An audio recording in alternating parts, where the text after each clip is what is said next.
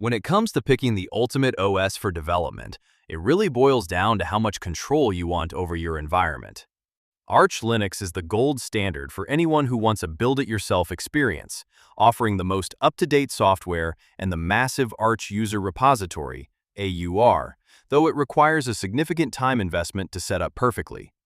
On the other hand, Fedora is the professional's choice, providing a rock-solid, polished experience that stays close to the cutting edge while remaining stable enough for a corporate DevOps or cloud engineering workflow.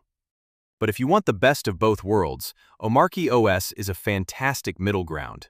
It takes that powerful Arch foundation and wraps it in a pre-configured, high-performance tiling window manager setup like Hyperland.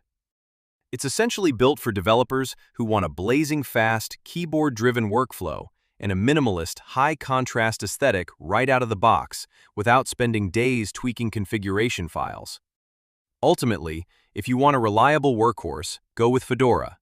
If you want a total DIY project, go with Arch. But if you want a sleek, ready-to-code environment that looks as good as it performs, Omarchy OS is the way to go.